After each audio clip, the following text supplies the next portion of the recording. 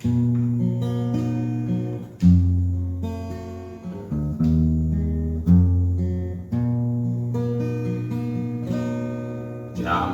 ini memang zaman edan,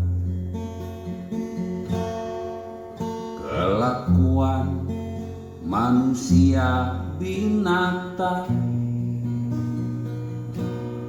wujud iman kelakuan kayak setan, menipu Allah dan orang yang beriman.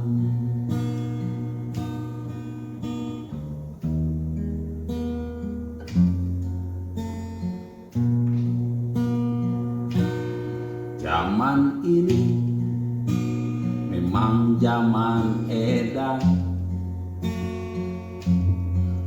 kelakuan manusia binatang, wujud iman kelakuan kayak setan,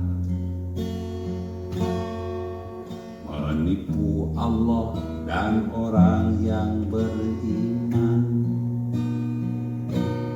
Ngaku ustad tapi omongannya comberan, ngaku kiai tapi omongannya comberan, bukan ngaji malah tebar fitnahan. Demi Pilpres 2024 yang akan digelar,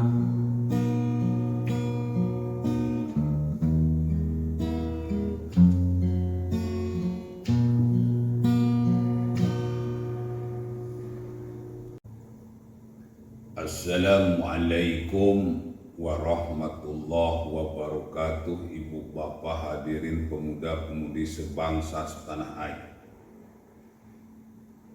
Hari ini saya sudah mengamati, memantau, meneliti dan memahami bahwa ada strategi besar yang sedang disiapkan oleh teroris rasa oposisi dan oposisi rasa teroris,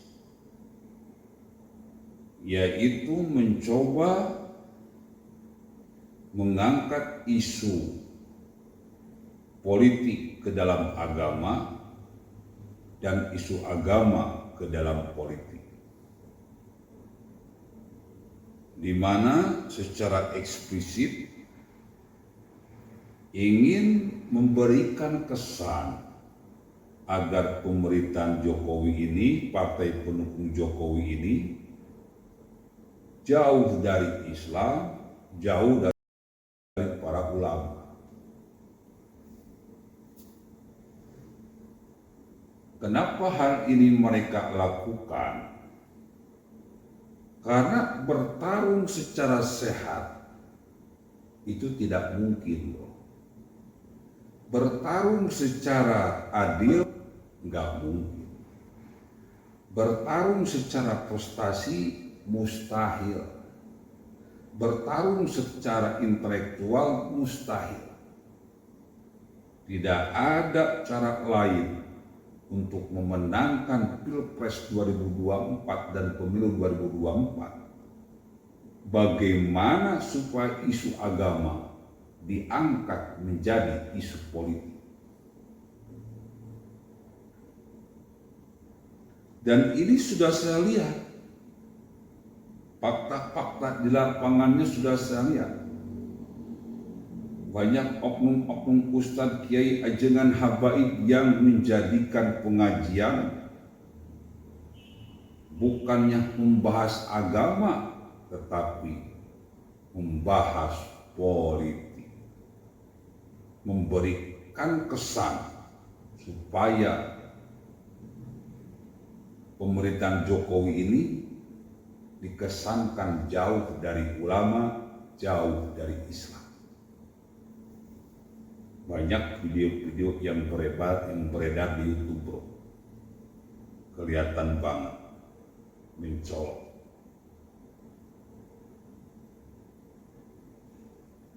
Jadi dengan dipenjarakannya Habib Rizik, itu dikesankan Jokowi ini benci pada ulama. Padahal bagi saya,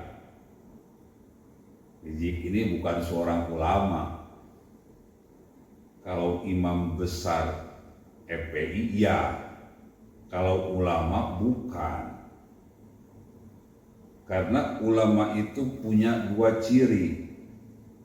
Wa minan nasi may yaqulu amanna billahi wa bil yaumil akhir wa ma hum bimu'minin. Punya rasa takut dan malu kepada Allah, punya rasa takut kepada hari pembalasan. Itu ulama. Tapi kalau Rizik Syihab kan tidak punya rasa takut kepada Allah. Makanya dalam setiap dakwahnya itu brutal, radikal, arogan. Jadi kalau menurut saya bukan ulama itu. Itu adalah ulama-ulamaan.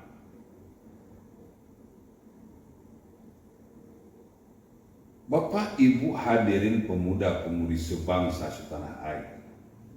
Fabi ayyi ala'i rabbikuma tukadziban, nikmat Tuhan kamu yang manakah yang sudah kamu dustakan?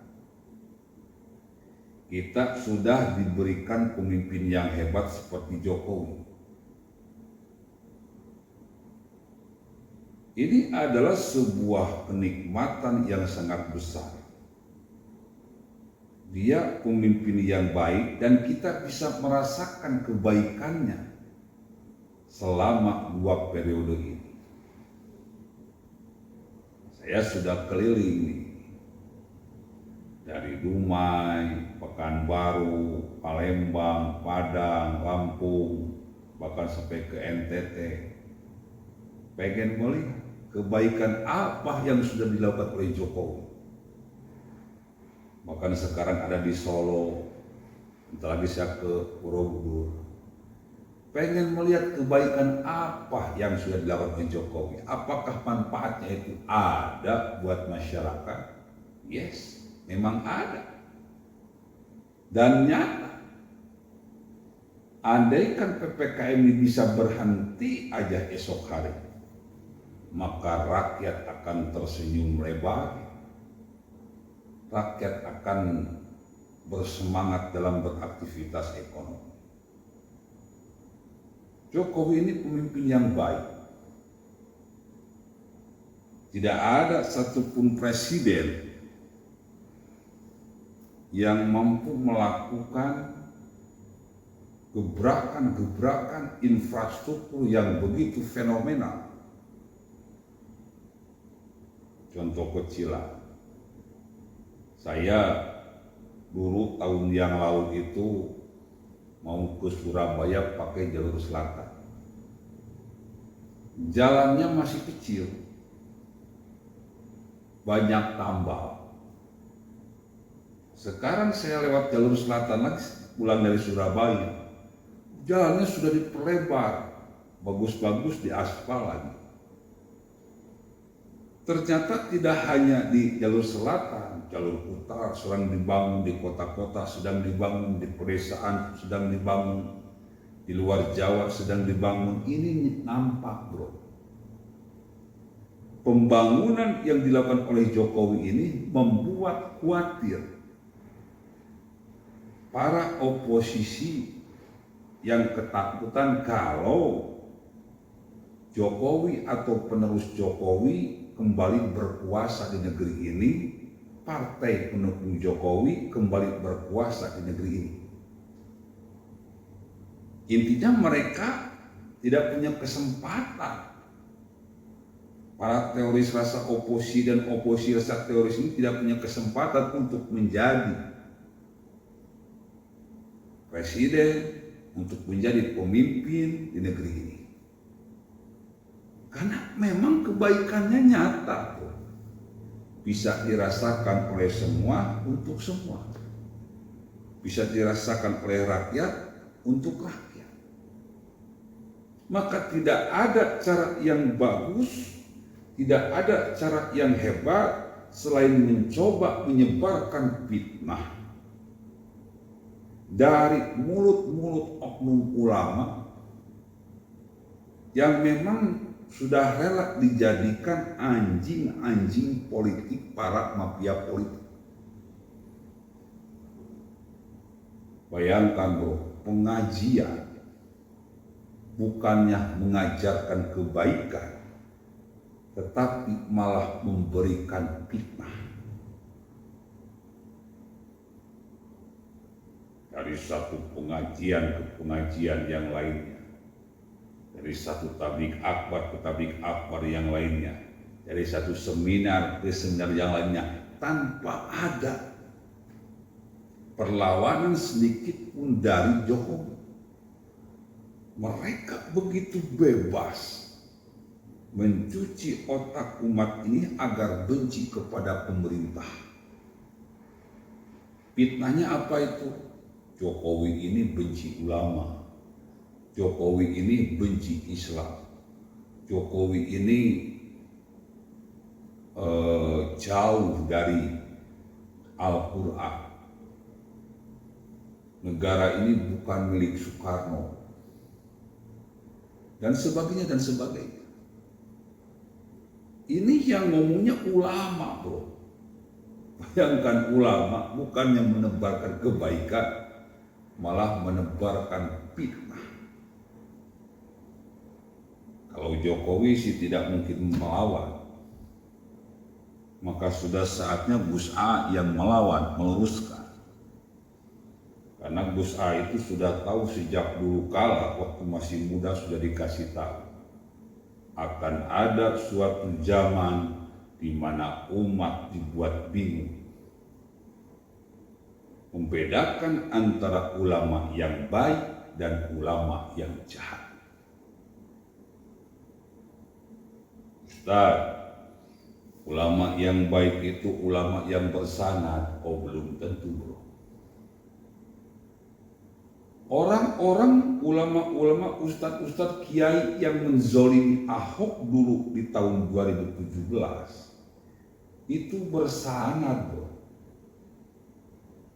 Ilmunya sangat tinggi, tapi tetap saja melakukan kejahatan yang nyata, mempermalukan umat Islam dengan menjual agama demi kepentingan politik. Ulaika alladzina ishtarawud dhalalata, mereka menjual agama demi kepentingan dunia. Benci kepada Ahok bolehlah, silakan, namanya juga negara demokrasi. Tapi jangan gitu-gitu amat sampai ada yang mau membunuh Ahok, memenjarakan Ahok, yang ujung-ujungnya tidak terbukti. Fitnah yang disebar itu tidak terbukti, ternyata Ahok tidak menistakan agama. Kan ini memalukan sekaligus memilukan. Kalau sudah gini, nanti sanad yang terkena imbasnya, nasab yang terkena imbasnya. Padahal sanad keilmuan itu ya semuanya sesungguhnya bersumber dari Allah. Mau ilmu hitam, mau ilmu putih, semuanya bersumber dari Allah, datangnya dari Allah. Coba perhatikan waktu pilkada DKI, apakah Agim tidak punya sanad keilmuan? Punya. Tapi kenapa dia berbuat jahat? Apakah UAS punya sanad keilmuan? Punya. Tapi kenapa mereka berbuat jahat? Habib Rizik punya sanad keilmuan? Punya. Tapi kenapa mereka berbuat jahat? Karena sanad keilmuan itu sebetulnya tidak begitu penting. Yang penting itu ilmu itu bermanfaat atau tidak bagi orang lain, menciptakan kebaikan atau kejahatan kepada orang lain. Banyak kok orang-orang yang bersanad tetapi jahat.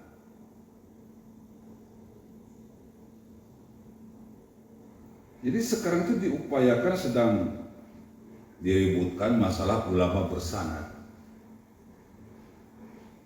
di kotak-kotakan, agar orang-orang seperti saya ini yang punya pemahaman yang mungkin lebih hebat daripada ulama bersanad bisa hancur lebur dengan sendirinya. Saya memang ilmunya tidak tinggi bro, tapi saya pandai membungkam ulama-ulama yang berilmu tinggi. Mau coba silakan, undang usaha, apa susahnya. Dari dulu hingga sekarang gak ada satupun yang berani. Ibu bapak hadirin pemuda-pemudi sebangsa setanah air. Jadi kesuksesan di Pilkada DKI itu, di mana isu agama diangkat ke dalam politik, memberikan kemenangan bagi para teroris rasa oposisi dan oposisi rasa teroris, maka nanti di 2024 akan dibuat hal yang sama. Hati-hatilah. Oleh karena itu para pecinta NKRI, umat Islam dimanapun kalian berada, NU Nusantara, tetap dukung Gus A bro. Jangan sampai Gus A kalah. Like, share, komen kalah. Karena cuma Gus A yang bisa membungkam mereka. Gus A belum mengeluarkan ilmu, Gus A belum. Masih memantau saja.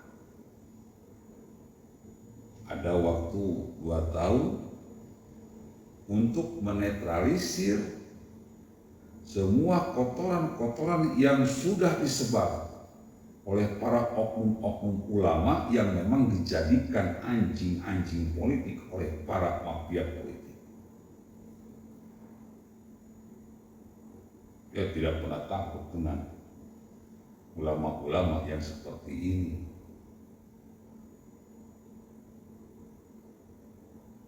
Ulama-ulama yang hanya pandai ngomong tapi prakteknya nol besar.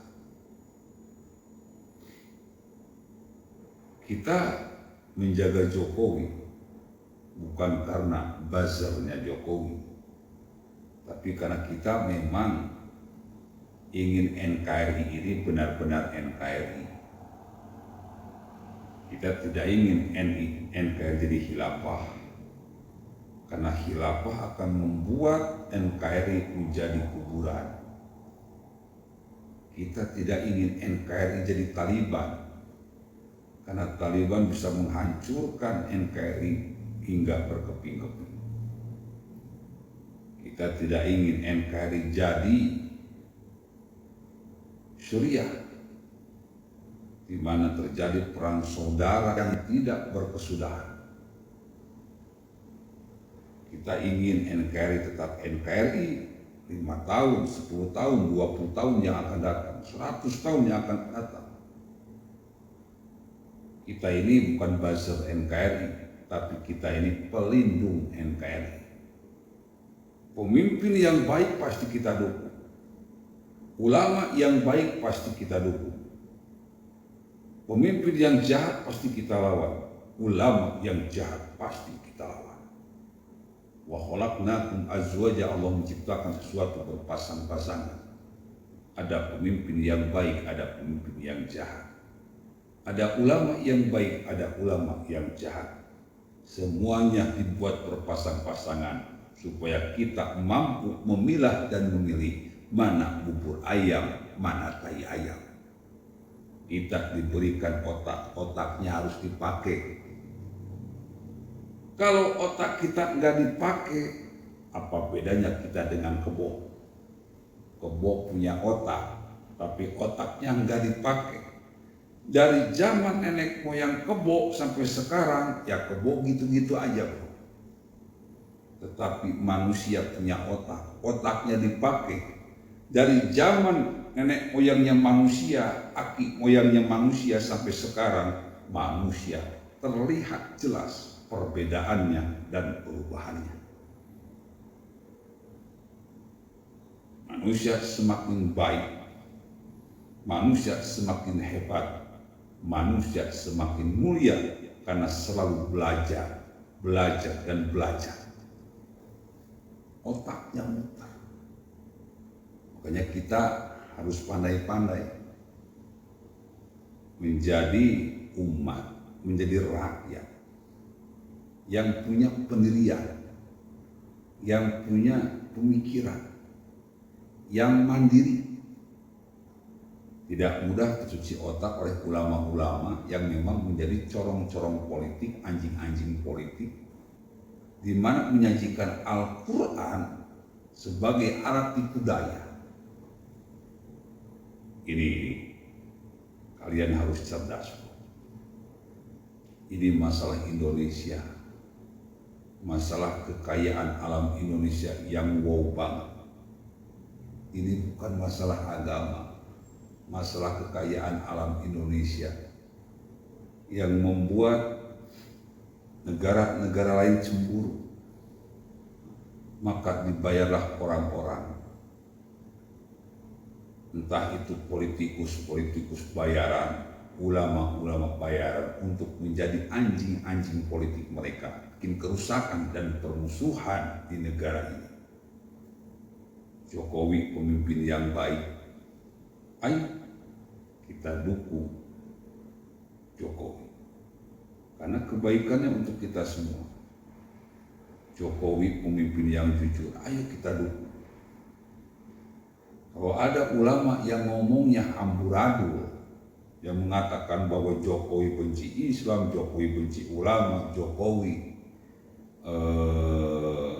benci habaib, maka ulama itu sudah jelas itu ulama jahat, tukang fitnah. Tapi Ustadz habaib berarti Habib jahat, tukang fitnah. Tapi Ustadz ulamanya berilmu tinggi, berarti ulama tersebut tidak memanfaatkan ketinggian ilmunya untuk kebaikan, tetapi untuk fitnah, dan fitnah. Kebaikan itu punya ciri, cirinya itu punya rasa. Rasanya itu kebaikan itu akan membuat kita tersenyum. Tetapi kejahatan itu enggak. Punya rasa pula, tetapi membuat kita ini marah dan dongkol. Itu kejahatan. Maka belajarlah kepada ulama, kiai, ajengan, habaib yang bisa membuat kita tersenyum. Bukan ulama-ulama yang bisa membuat kita itu jadi penuh kebencian, ghibah, fitnah, hoax. Jauh itu ulama jahat. Meskipun ilmunya bersanad, itu ulama jahat.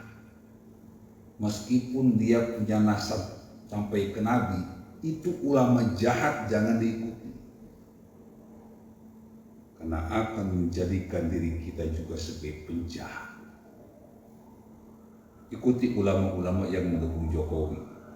Masih banyak kiai, ajengan, habaib yang memang mendukung Jokowi, bisa membuat kita menjadi orang yang lebih NKRI dan penuh senyuman atau kebaikan. Oke, bila itu topik poin. Wassalamualaikum warahmatullahi wabarakatuh.